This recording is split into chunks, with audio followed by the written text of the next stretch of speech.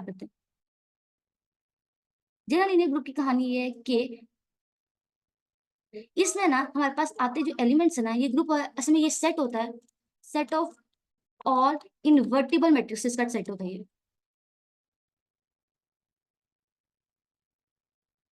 मतलब इन्वर्टिबल से मुराद ये है कि ऐसे मैट्रिसेस आएंगे ए जिनका determinant non equal to zero होगा, ऐसे ग्रुप्स की बात हो रही है। ये इस फॉर्म के होते हैं, एम क्रॉस एन। और यहाँ पे जो याद रखने वाली बात है वो ये है कि ये जो यहाँ पे आ रहा है ना ए एन, मतलब ग्रुप के मैट्रिसेस के अंदर आने वाले एलिमेंट्स वो तीनों से फील्ड के एलिमेंट्स होंगे। और फील्ड के एलिमेंट से तो मुराद ये है कि वो फील्ड के एलिमेंट से तो मुराद ये है कि या तो वो रियल नंबर्स होंगे, या फिर वो रैशनल नंबर्स होंगे, या वो कॉम्प्लेक्स नंबर, ये इन तीनों के अलावा कुछ नहीं हो सकता।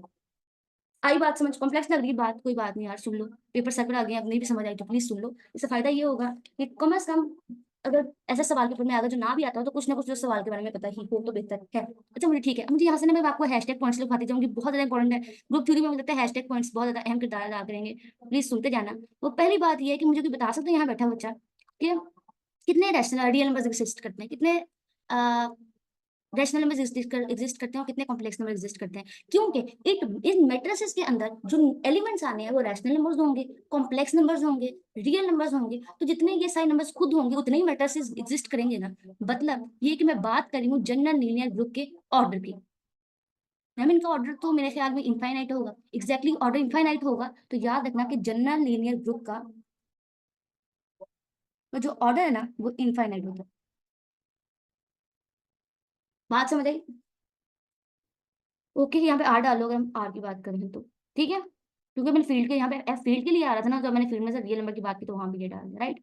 सो अब मैंने कहा है कि ये जो जी एल एन एफ है ना, जो जनरल लीनियर ग्रुप है, जनरल लीनियर ग्रुप ये ग्रुप है, जनरल लीनियर ग्रुप आओ प्रूव करते हैं ये ग्रुप है, इस ग्रुप जनरल लीनियर ग्रुप, ठीक है, बहुत सिंपल है। तो इसमें करते हैं, पहले हम लोग ट्राई करते हैं फॉर, अच्छा ठीक है, यहाँ पे जो लिखा था, यहाँ पे एक बात लिखी हुई जो एन है ना, जो मैंने ये बता दी ये एफ है फील्ड के लिए है, यहाँ जो एन है ना एन, ये मैट्रिसेस का ऑर्डर है।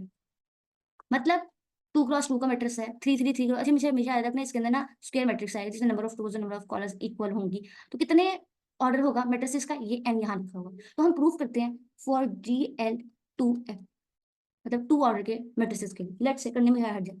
तो इट मीन्स दैट कि हमारे पास सेट आ रहा है of all 2x2 matrices with non zero determinant, क्योंकि मैंने बताया ना यहाँ पे इन्वर्टेबल मैट्रिक्स आता है, ये देखो ये वाली बात, इन्वर्टेबल मैट्रिक्स, ठीक है, बात समझ आई। So of with non zero determinant, with non zero determinant, ठीक है, नॉन जीरो डिटर्मिनेंट, राइट। अब सुनो, बहुत गौर से सुनने वाली बात है, वो ये है कि इसको प्रूव करना है। ओके, आओ ग्रुप प्रूव करते हैं। पहली बात क्या आ जाती है, पहली चीज आ जाती है, हम लोग कहेंगे which is called closure property. अच्छा मैं कलर प्लेस चेंज करती हूँ, बहुत ज्यादा एक कलर यूज हो रहा है। आज पहले यहाँ से करते हैं क्लोजर प्रॉपर्टी। ग्रुप बनाने की पहली चीज कलर और प्रॉपर्टी ही चाहिए होती है ना। तो ले लेते हैं ग्रुप के दो एलिमेंट्स, इसमें क्या है, ले लेते हैं ग्रुप के दो एलिमेंट्स। सपोज करो ए बिलोंग्स टू GL2F, मतलब ऐसा ए मैट्रिसेस है जो कि जिसका ऑर्डर 2 है और उसका डिटर्मिनेंट नॉन इक्वल टू 0। अब लेट कर लिया हमने एक लिए, हमने दो एलिमेंट्स ले लिए, ठीक है, लेट कर लेते हैं, ठीक है। अब आप जानते हो कि डिटर्मिनेंट ऑफ ए भी नॉन जीरो होगा, बिकॉज ये जनरली ग्रुप से बिलोंग कर रहा है, इट मीन्स, तो इम्प्लाइज दैट कर लो। और डिटर्मिनेंट ऑफ बी भी नॉट इक्वल टू 0 होगा, है ना। तो याद रखो, और वो आप ठीक है यूजिंग दैट डिटर्मिनेंट की प्रॉपर्टी यूज करेंगे, डिटर्मिनेंट ऑफ ए बी जो है वो इक्वल होता है determinant of A dot determinant of B. ये तो आई होप कि आपको याद होगा डिटर्मिनेंट की प्रॉपर्टी, है ना। इसका आंसर भी अगर नॉन, अच्छा ठीक है, इन दोनों का आंसर भी नॉन जीरो है, इन दोनों का जीरो को मल्टीप्लाई करने से जीरो भी आंसर जीरो, तो इट मीन्स कि इसका आंसर भी नॉन डिटर्मिनेंट ही आएगा, नॉन इक्वल टू जीरो आएगा। इट मीन्स दैट कि जो प्रोडक्ट ऑफ ए है वो भी बिलोंग कर गया GL2 से। आई बात समझ? पहली प्रॉपर्टी हुई सेटिस्फाई। आज दूसरी प्रॉपर्टी सेटिस्फाई कर, एक सेकंड में आगे तो नहीं चलेगी, हाँ यहाँ से। अब दूसरी प्रॉपर्टी है विच is called associativity property. Associative property, मैं इतना टेढ़ा क्यों लिख रही हूँ मुझे नहीं पता, मैं इसको सीधा लिखने की कोशिश करती हूँ। Associativity property, right. इसमें अगर बहुत याद रखना, एसोसिएटिव प्रॉपर्टी ए बी और सी अगर बिलोंग करते हैं GL2F से, तो याद रखना डिटर्मिनेंट ऑफ डिटर्मिनेंट ऑफ ए मतलब हमेशा ही ऐसा ही होगा, तो मतलब एसोसिएटिव प्रॉपर्टी तभी होल्ड करेगी। इट मीन दैट अगर ए डॉट बी जो है वो इक्वल होगी ए डॉट बी इसके, ठीक है, तो एसोसिएटिव प्रॉपर्टी भी हुई होल्ड। अब आ जाओ हमारे पास आते हैं आइडेंटिटी एलिमेंट।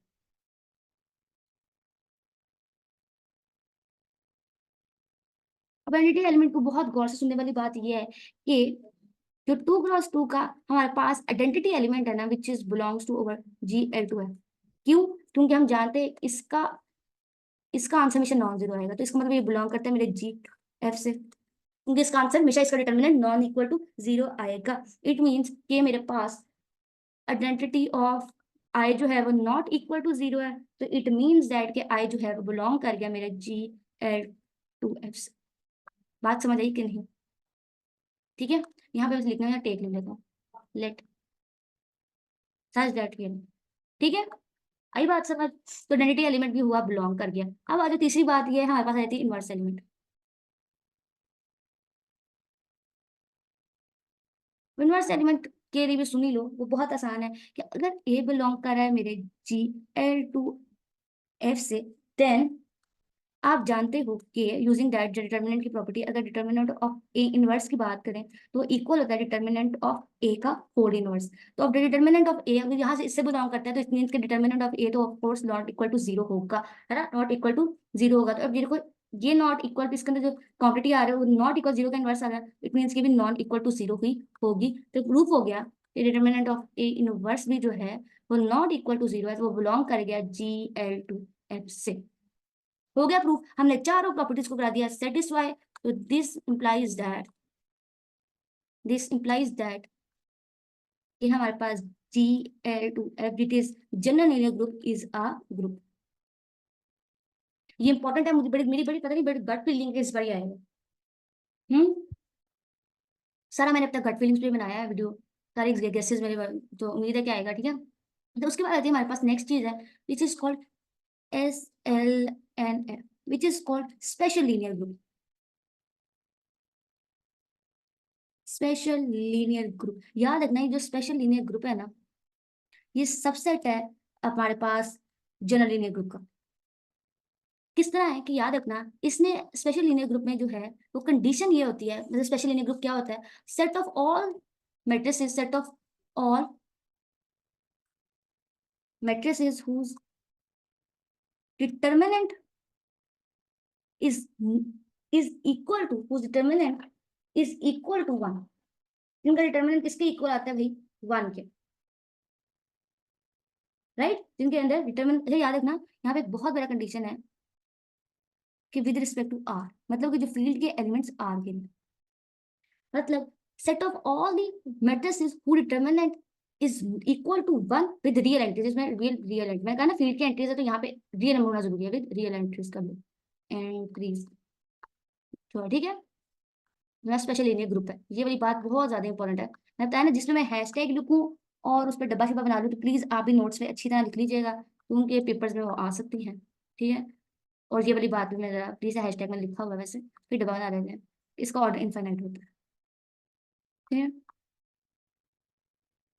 हाँ, जो स्पेशल लीनियर ग्रुप, अच्छा ठीक है, स्पेशल लीनियर ग्रुप मैंने भी बताया कि जो है वो सबसेट है जनरल लीनियर ग्रुप का। प्रूफ करने छोटा सा एक प्रूफ करा देती हूँ ताकि फिर आगे बढ़ते हैं, वैसे इसका प्रूफ इतना इंपॉर्टेंट नहीं है लेकिन करा देते हैं, क्या पता अगर आ जाए तो, यू नेवर नो, कुछ भी हो सकता है, ठीक है। तो सब ग्रुप प्रूफ कराना, सब ग्रुप प्रूफ कराने के लिए बहुत ज्यादा जरूरी है, मतलब एक कंडीशन है कि मैं प्रूफ करा दूँ अगर मेरा एज जो है वो नॉन एम्प्टी है, और मैं दूसरी कंडीशन ये प्रूफ करा दूंगी अगर एक्स और वाई बिलोंग करता है मेरे एज से, दिस इंप्लाइज दैट कि एक्स वाई इनवर्स भी मेरा बिलोंग करता है एज से। अगर मैं ये दोनों प्रॉपर्टी सेटिस्फाई करा दूं, इसके लिए एक सेकंड जरा, इसके लिए ब्लू यूज कर लेती हूँ, इसके लिए मैं प्रूफ कर दूंगी इसका क्या है, सब ग्रुप है, ठीक है। मैं यही करने लगी हूँ, देखो गौर से किस तरह करूंगी मैं।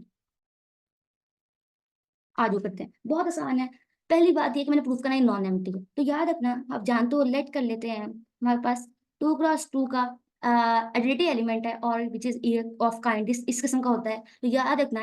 और अगर आप इसको याद रखो तो इसका डिटर्मिनेंट क्या होता है भाई, इसका डिटर्मिनेंट इक्वल टू वन होता है। इट इम्प्लाइज दैट के डिटर्मिनेंट ऑफ, अच्छा दिस इम्प्लाइज दैट के जो 2 क्रॉस 2 का जो एलिमेंट है वो बिलोंग करेगा मेरा SL2R से। दिस इम्प्लाइज दैट कि जो मेरा SL2R है ना वो नॉट एम्प्टी है, ये प्रूव करना था, पहली कंडीशन हुई सेटिस्फाई। आगे दूसरी से कंडीशन सेटिस्फाई करा लेते हैं, विच इज वेरी इजी। अब दूसरी कंडीशन में हमने क्या करना है, दो सेट के एलिमेंट लेने हैं, यहाँ से देखो दो सेट के एलिमेंट लेने हैं और ये चीज प्रूफ करानी है, कंडीशन बनानी है सब ग्रुप वाली, ठीक है। तो इसमें कहते हैं दो एलिमेंट्स ले लेते हैं, लेट करते हैं कि A and B belongs to S L two F, F नहीं यहाँ पे बाहर आना है, हम रियल एंटिटीज की बात कर रहे हैं, ठीक है।